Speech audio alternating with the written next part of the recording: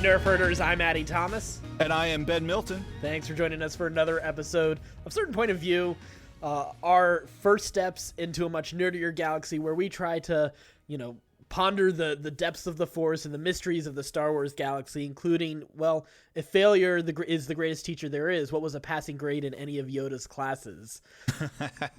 C-. I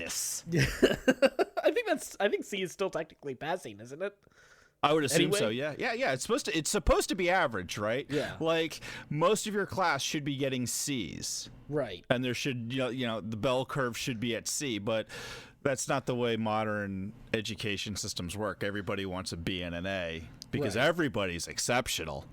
Well, while you're now rethinking the standard, the value of standardized education and testing and all that fun stuff, don't forget you can go to our website certainpov.com. Check out all of our podcasts there, not just Certain Point of View, but we've also got Another Pass with Cassian.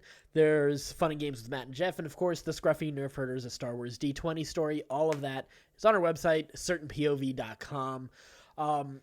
So today's been a busy day. I had a long day at work, and a couple stupid things kind of happened to make me leave work a little later. So Well, I know when I messaged you earlier, all I got was like the sleepy emote. oh yeah, It was like, oh, Addy's having a rough morning. dude, I was fighting it bad. I took some vitamins. I walked a little bit to stretch. I had comedians and cars getting coffee on net because there's a new set of Netflix exclusive episodes that I've been watching, and there was some good stuff, but I kept on nodding off while trying to answer some emails. I eventually got it together, but then like the rest of the afternoon was just like, and here's something that airs tomorrow, and this audio mix is really bad, and we gotta fix it for tomorrow air, which is like, oh my god, I don't think this is even possible, and we somehow were able to pull it off. Because you're a magic maker, you son of a bitch. Yeah, right. So unfortunately, that also meant I got home a little later, and it meant we started recording a little later. I decided I'm not even going to do my oil change today. So something I was hoping to take care of, but whatever. It's okay. Don't feel bad. I haven't done mine in like 3 months. Yeah, yeah. I need to I'm get like to mine 6,000 miles past. Oh really? Oh yeah. I I'm not really letting need it to go do it. there. Yeah, I need to do it. But But you have a good reason, though. yeah, because so tomorrow we have the pre-launch patch for World of Warcraft launching. I know this is a Star Wars podcast, but we're such World of Warcraft fans, and I have these challenges that I think I'm the only person in our group of friends who actually cares about them. But because they're basically for appearances of weapons. Yes. That's really all they're for. That is exactly all they're there for. There's no other purpose than to get those weapon appearances. Well, and there's bunch so that I want to get. many weapon appearances in this game. There's so many, but these are some really cool. Some of them are cool looking. Some of them are kind of meh. But for my druid, I definitely want to get some of these now. I'm a healer for the most part, and I've got my the tank appearance. I got the melee DPS damage appearance. I got the range damage appearance. I even got one of the only look for the priest that I really cared about. But for my healer druid, I haven't gotten it yet. And you have less than what? Let's see. I don't even have 12 hours. No, I was gonna say you have less than 12 hours at this point to get this done. So we got to wrap this episode up quick so I can keep taking attempts because I got so close. The problem is this isn't even the toughest one. The toughest one was the tank one. Yeah, but this one is a long one. Like there's multiple stages, and I wish if you got past a couple stages, because you're actually allowed time to rest and heal up and mana up in between the stages. But there are 3 major stages. And I've got the first stage seems to be the most difficult, but the third definitely has some issues. I get to that third, and I've gotten so close to the end, but having to go through it over and over again, it's just so long. So there's plenty. So you're just wasting a ton of time doing stuff that you've already done to get to the one part you can't finish. Exactly, and the daunting part of it is doing those first 2 stages over and over again to get to that third stage again. Yeah, I'm sort of in the exact opposite side of the spectrum for you on this one, where I don't care about the weapon appearances that much. Definitely not enough to go through the hassle that is the Mage Tower stuff. Like, it's just whatever. I just don't want to deal with that stress of just having to constantly do that over. I hate grinding, so that's just not my thing. Secondly, like, I've got tons of energy. I've been sleeping great. I've been feeling good. Like, I'm like, nobody likes you. It's like we're completely flip-flopped on this. It's great. I'm loving this side. I'm drinking my third energy drink of the day right now. Oh, dude, I've been taking my medication all day. I feel great. Yeah, I know I should sleep tonight, but there's a chance I won't get any sleep tonight just trying to do those Mage Tower challenges. There's a 75% chance I'll fall asleep in this podcast. There's a good chance I might call out from work tomorrow. Let's just put it that way. I'm only doing a half day, so I'll see you as soon as I get home. Well, let's get to actual Star Wars stuff in this episode. So we've talked about we're going to catch you guys up on the comics as we catch up on the comics as well, because there's plenty that we're reading through and sorting through, and they're all kind of all over the place in the Star Wars galaxy. But we decided today we're going to focus in on the Rogue One comics, particularly the Rogue One adaptation, and then there's also a one-off special with Cassian and K2SO, basically how Cassian met K2, basically is what the story is for that one. So we'll talk about that, and of course we'll have more episodes in the future as we catch you up on the comics. And but let's go ahead and start with the Rogue One adaptation, this just straight up adaptation. What are your initial thoughts? I liked it. Like, I mean, it is basically a shot for shot thing of the movie. I really like the art. I really like the art in this book. I actually would venture to say, so we said it was a shot. You said it was a shot for shot remake. There's a the little Force Awakens comic was for sure. This one adds a little bit. Yeah, this one, yes, it does stick fairly close, but a lot of the stuff that I saw in the subtext of the movie was made a whole lot more clear in this. Like, I actually really, really like this adaptation. It actually fleshes out some of the characters just a little bit more. A little bit more, you're right. But as I was reading this, all I could think about was, and I feel like this might actually turn into another pass, another pass episode as we're doing this right now. But I kept on finding, I was like, I wish this was a miniseries. Instead of a movie, I wish Rogue One was a miniseries, because there's so many interesting characters that are just kind of, you touch on the surface of them, but there's a lot of like interesting dynamics going on in terms of how the rebellion works, how each of these characters work, what their purpose is, sort of the trust issues they have. Because I think I said in our Another Pass Rogue One episode with Case that one of the things I really like about that story was that while everyone didn't trust each other, everything was going wrong. But once they decided to trust each other was when finally things kind of go right in that story. And that kind of, I felt that came through a little clearer, but then you find out a little bit more about some of these characters. I think Cassian and K2 were done well in the movie, but Jin could have been a whole lot better. I love Baze and Chirrut, but they're archetypes, but they kind of hint a little. One thing that they add in this, it's just a line really, but the fact that they add a line about Chirrut talking about them being committed to this cause, even though they weren't part of the Rebel Alliance, is because their duty as Guardians of the Wills was to protect the Temple and the Kyber crystals.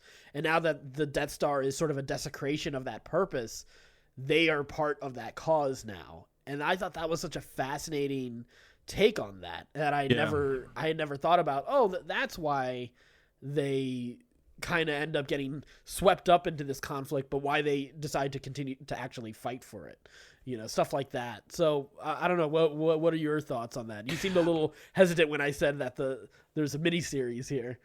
Yeah, I don't know. I don't like these characters are all archetypes to me. Mm-hmm. And I guess that's okay.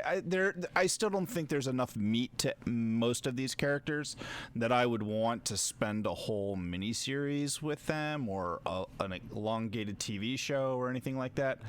And It's okay. I mean, I enjoy this story for what it is. I enjoy Rogue One for being what it is at this point. I know when the movie first came out, I wasn't as in love with it as you were. I liked it, but I wasn't in love with it.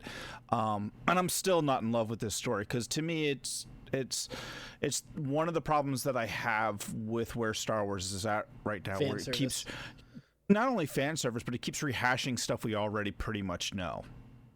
Sure. You know, even the Solo movie. I mean, like, we know that Han and Chewie get together. We know that Han wins the Millennium Falcon. Like, I know that it's fun to see it, but it's fan servicey to see it, and I've already got a version of it in my mind of how it's supposed to go. And so sometimes I think that's hard for the fan base to embrace a new version to replace what's already in their head, and then have that called canon when it's been head canon for so long. Right. I liked what they did with Bodhi in the comic book. I thought like they fleshed out Bodhi a little bit, which was really important to me, because I thought like he was a linchpin for a lot of that story, and it got glossed over pretty quickly once you get to Saw Gerrera's place, and what happens to him at Saw Gerrera, and how that all comes together is a little more fleshed out, which I thought really added a lot of depth to the story, and added a lot of depth to that not a lot of depth, but just enough depth to that character where you go, oh, I care about him now. Well, because really there's only one scene added in the comic, and that's the scene at the beginning with Bodhi and Galen Erso. That conversation does so much to frame that. Yeah. Because I totally agree with you. I think Bodhi was not well done in the movie. You had to gather a lot from the subtext of it, which I did, but there needs to be a little bit more. Yeah, everything in that movie could have been better or more fleshed out, and it would have made a better movie. Right, and that's why I keep on seeing miniseries, because like I've always made the comparison to 50s, sort of more patriotic war films, but then it also tries to add some complexity to the rebellion and the nature of it, and the idea of them doing Cassian and Saw and all these other people doing terrible things in the name of the rebellion. You actually get a little bit better picture. Like, there's additional scenes with Mon Mothma talking about, well, we got to go through the Senate. Like, that's still that conflict was something that I saw immediately when I saw it the first time, and I really gravitated towards that, because in some ways I kind of viewed this almost as a large episode of Rebels. So seeing it in the context of that TV series, I felt like, oh, okay, this makes a lot of sense to me. But that's why I kind of felt like if you draw the story out a little bit, like you have, and this is also pulling now from exterior stuff that I only know about by reading summaries of it, but I also know that you have Krennic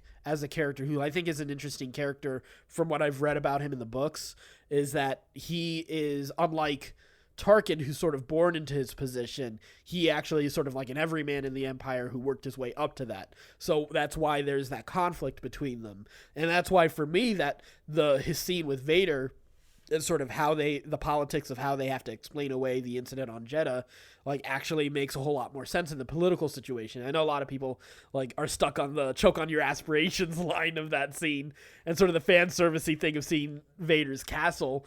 But I think there is some value in Vader being in that as this guy who's, sort of the hand of the Emperor at that moment, for someone like Krennic and Tarkin to work with. So I thought that was really fascinating, and that's the kind of stuff, if you try to open up sort of the nature of the Empire and the politics that were kind of hinted at in this movie, you get a little bit more substance, maybe add a little bit more conflict to who Krennic is, him ultimately choosing to make wrong decisions. But then you have Galen Erso, who is, sort of the flip side of these two characters that are friends, but then one is caught up into a cause and one realizes he's doing the wrong thing, and that leads him into two different ways. Make Krennic maybe someone who does want the best for Jyn, even though he is committed to the Death Star project or something like that. I think there were, now this is getting into another past territory, but I think that's the kind of stuff you can do when you draw this out into a miniseries, and getting 6 issues to actually delve into the story a little bit more, I think allowed them to add little scenes here and there. Even the way they told little pieces of the story when Cassian has his little flashback to the spy general guy, the commander, about, I gotta go ahead and take out Galen Erso. Like that scene comes later in the movie, but putting it right there already creates so much more tension between Cassian and Jin that didn't exist into the movie until much later. I think there's a lot of little things that happened in this comic that actually makes the story a lot stronger, and I think really can make these characters more interesting. So that's why I'm obviously it's not gonna happen, but a mini series I think would be fascinating. The greatest travesty though is that my favorite character from the this movie did not show up at all in this comic, and I think he deserves a one-off comic. He doesn't deserve a movie. A one-off comic. But I want to know the life and story and origin of Bistan, the space monkey who mans that turret in the U-Wing in the Battle of Scarif. It would, yeah. I'd be down for seeing. I'd be down for seeing that before I'd be down for a Rogue One miniseries. Right.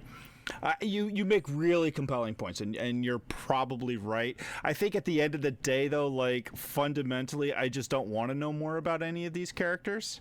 I don't like any of these characters. I think is a problem that I have as I think about it. I'm like, from the beginning, that's been an issue. I remember. Yeah, for you. I don't like Jin. I don't like Cassian. K2SO is okay.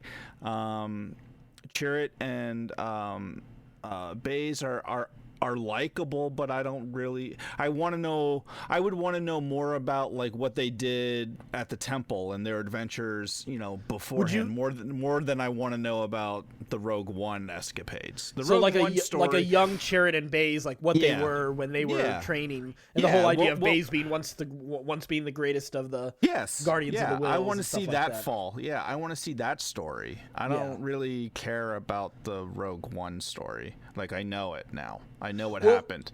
I'd love to know, especially like going on that tangent a little bit. Let's keep going there for a minute. So let's talk a little bit about Baze and Chirrut.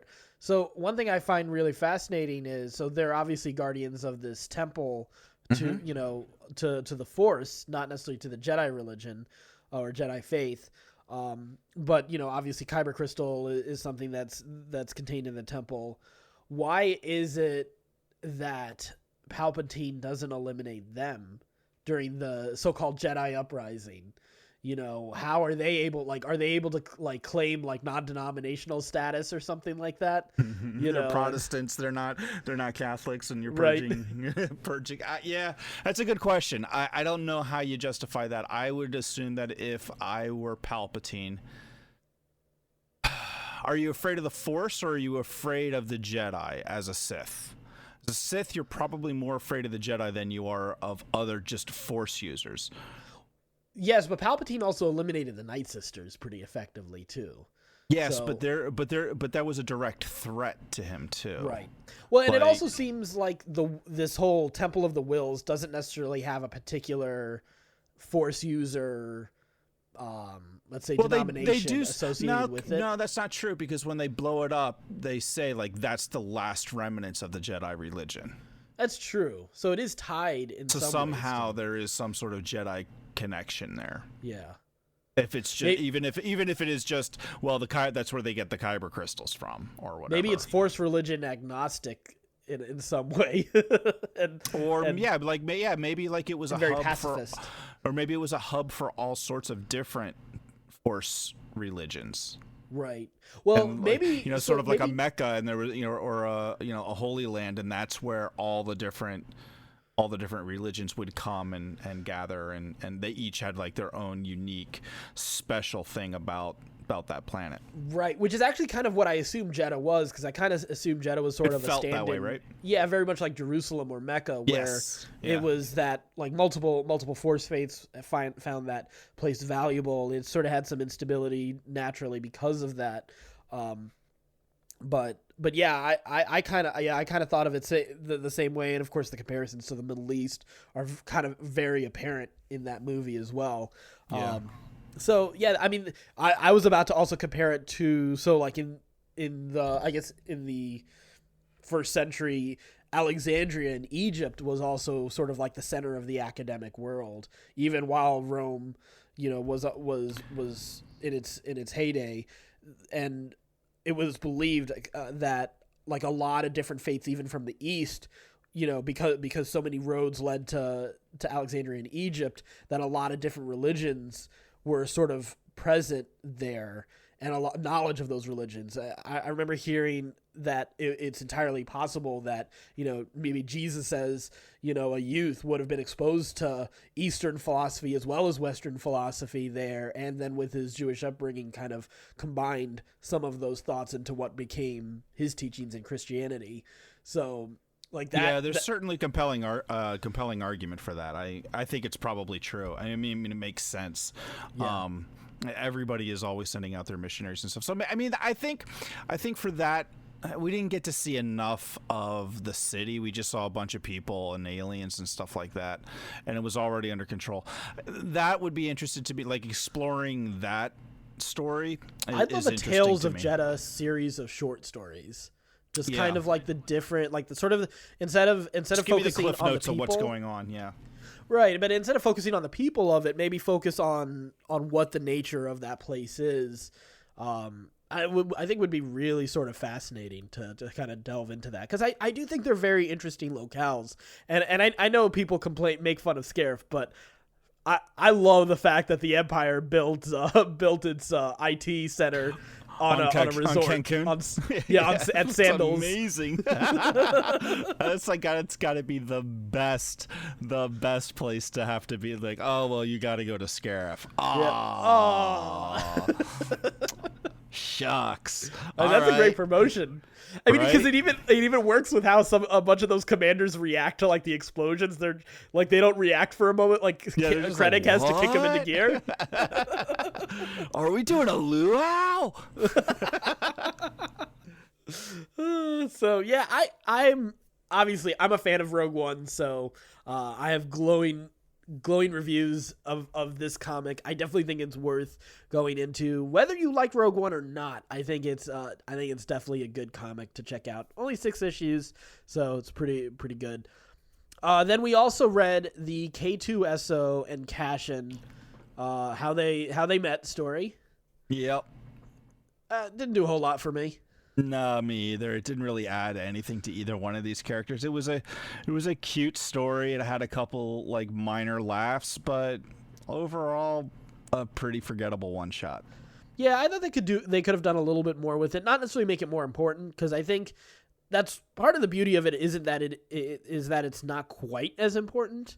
I did kind of like the idea of a new species being introduced that communicated through smells with each other. Yeah, that was really cool. I want to know more about those two.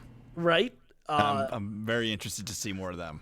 So I really appreciate that they expanded the universe in that moment. So that was worth it, but it was a little bit of a missed opportunity to give you a little bit of more, fleshing out Cassian or K2SO. And one thing, and I will say this for both the Rogue One adaptation and this story, is that, K2SO really works well on film. Little tougher in comics. That timing is so important, and it really is sort of a testament to Alan Tudyk as the voice of K2SO, and just how good of a voice actor he really is, and even with the motion performance he gives to the droid. But I mean, K2 is I absolutely love him. So he is my favorite of the new droids. I like him more than BB-8. For sure. Him. Yeah, he's my favorite. I was bummed. He was the only one I was really bummed about when he died. But this is, I mean, it's a quick read, which is good. Again, there's a couple little interesting things here and there. There's some intrigue that makes you wonder, like, oh gee, I wonder what is going on this planet and why is it so heavily guarded, and like what's going on there, how did they set the traps, how did they know they were coming. There's a lot going on in that story that isn't resolved at all. Yeah, and it never feels like you will have it resolved.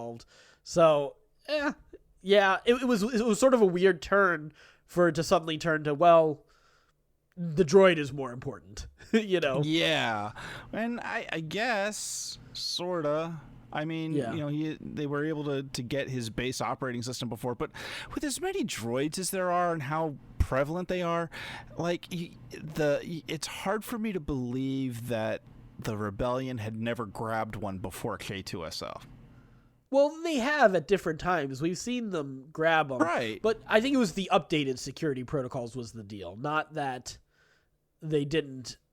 Like, because even Cassian kind of mentions, like, oh, like, the older one had, like, the reset switch over here, and I don't know where it is now.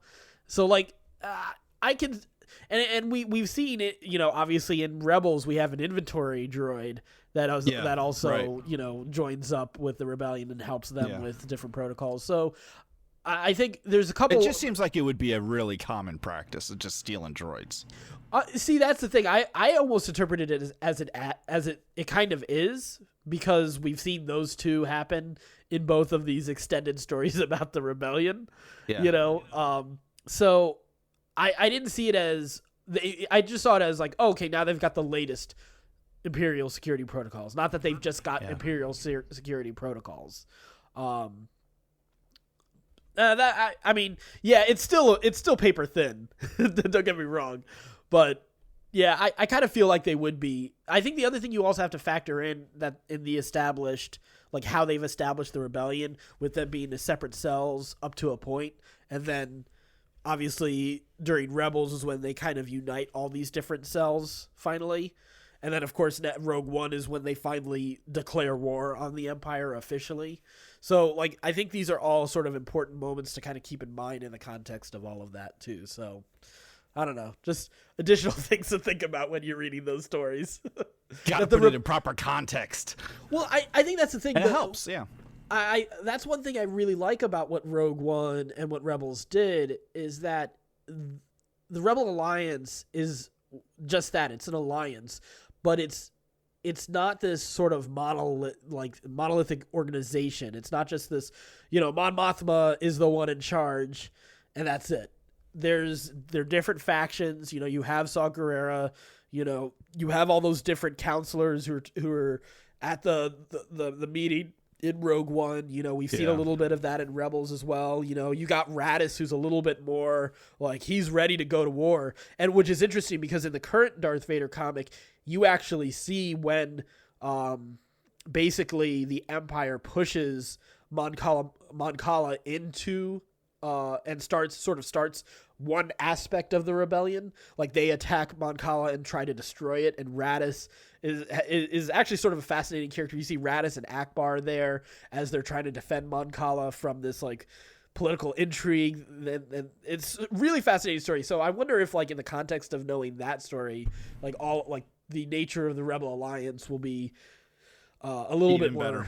Interesting. Yeah, because the Rebel Alliance has always reminded me a little bit of like the Greek city-states with Persia as the empire. Exactly. And you have all these different leaders and factions sort of with their own unique interests and goals trying to work together because they have to in order to survive, but ultimately not really wanting to, and not really, like, other than just like having a common enemy to unite them, don't really have a lot of other reasons to be together. Right. It's such a loose association, because it's funny because I've also heard people, whether it's for good or not, some people have complained, some people like it, but the whole idea of Enfys Nest in Solo. Like, some people are like, oh, well, I guess Han helped start the rebellion. But the thing is, I think people are making a mistake by using the phrase the rebellion, because there's so many different factions all over the galaxy that are rebelling against the Empire. Like the Mon Cala rebellion is one. Bail Organa is organizing along with other senators is another faction of everything. Then of course you have Enfys Nest. You have all these different you have Saw Gerrera. You have all these different factions and people and planets that are rising against this. You have the Mandalorians, and we see a little bit more information about that in Rebels, and particularly with Sabine's story. So like there's such a wide range of stories to honestly explore, and I know we don't want to keep on staying in the Galactic Civil War forever, but there's honestly a wealth of storytelling opportunities in terms of the different Rebel factions that you could tell stories about, and maybe different characters that you can identify with and kind of show how they come, together, or at least how they rise up and eventually come together. Well, I think we're going to get some of those stories with the new Dave Filoni series, don't you? Well, no, that's Resistance. That's before Force Awakens. Oh, yeah, you're right. Shoot. Yeah. All right, never mind then. You're screwed. Yeah. That being said, what I'm excited about in Resistance is so when I first heard about Rogue One, my first thought was like, oh, the Rogue Squadron games are about, the basically the pilots. And I was all excited to see basically, a story of all these, X-Wing pilots and the different missions that they undertook. And I was actually slightly disappointed to hear it was going to be about the Death Star plans. But when I heard it was going to be a little bit more of a war movie, I was like, okay, there's still something I can really get into here. And I enjoyed what we got. But I'm excited that Filoni is definitely all about the fighter pilots in the new Resistance series. So, because that's one of the things that first got me into Star Wars was the space battles.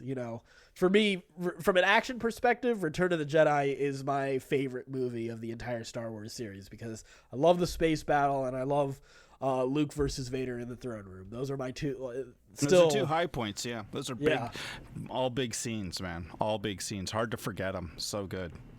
So absolutely. Yeah, I think I'm really looking forward to that series too, and I love that style of animation, and I think it's going to fill in a lot of gaps and kind of make the movies better. You know what I mean? It's going to give some of that backstory. It's going to give some of that detail that people are complaining about that they're not getting in the movies. And it's totally understandable. And you and I have had gone round and round about this with people, but I think we both feel the same way. Like, it's totally understandable why some of these details aren't in the movie, because your movie would end up being like 6 hours long.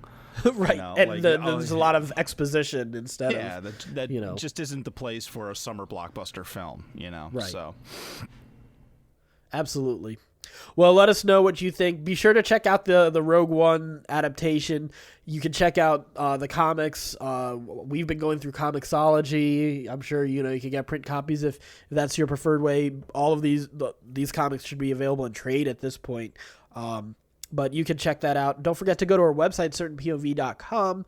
And if you enjoy this podcast or any of our other podcasts that are part of Certain Point of View, well, you can be a patron. You can join us on Patreon if you would like to be a part of this.